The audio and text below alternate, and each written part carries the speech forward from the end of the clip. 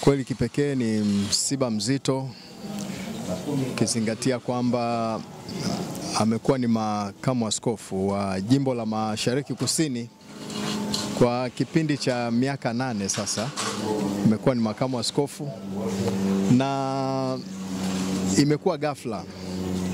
Tungesema alikuwa anauguzwa muda mrefu, yuko hospitali, lakini imekuwa ni ghafla, alipata shambulio la ghafla. Kwa hiyo ni msiba mzito na mshtuko umekuwa ni mkubwa sana. Ni baba kwangu na mimi nilikuwa ni mdogo kwake. Kwa hiyo yale mashauri, uzoefu aliokuwa nao katika kumtumikia Mungu umekuwa ni msaada mkubwa sana kwa wakati wote ambapo amekuwa ni makamu. Ule uzoefu aliokuwa nao, mashauri yake, maelekezo yake yametufanikisha kwenye mambo mengi sana. Kwa hiyo alikuwa ni mtu wa muhimu sana kwenye ofisi na ninamkumbuka kwa hilo ya kwamba ametusaidia kufika pale tulipofika. Mna pengo kiasi gani kama jimbo la? Kwa kweli pengo ni kubwa, pengo ni kubwa.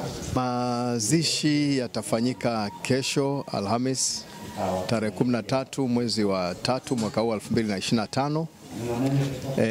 Ibada ya kuaga mwili itafanyika pale kanisa la Tanzania Assemblies of God Mbagala Mission Center, kanisa la makamu wetu askofu mkuu wa kanisa letu zuri la Tanzania Assemblies of God.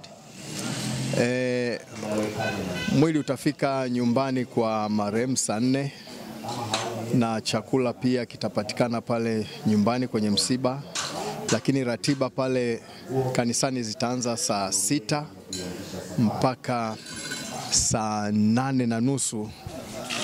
Bado Mungu ana amani ipitayo akili zote na pia ni Mungu wa faraja.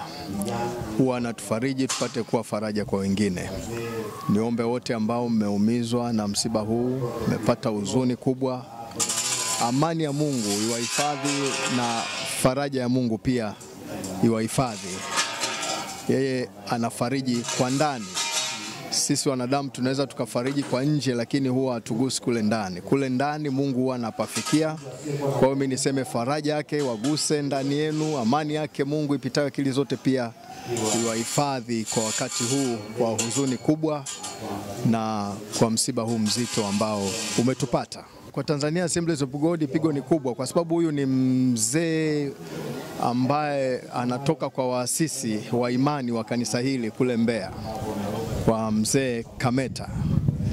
Kwa hiyo wako kwenye utumishi wa dini hii tangu ujana wao hata sasa, na amekuwa ni mtu anayetumainiwa katika mambo ya imani na katika utumishi.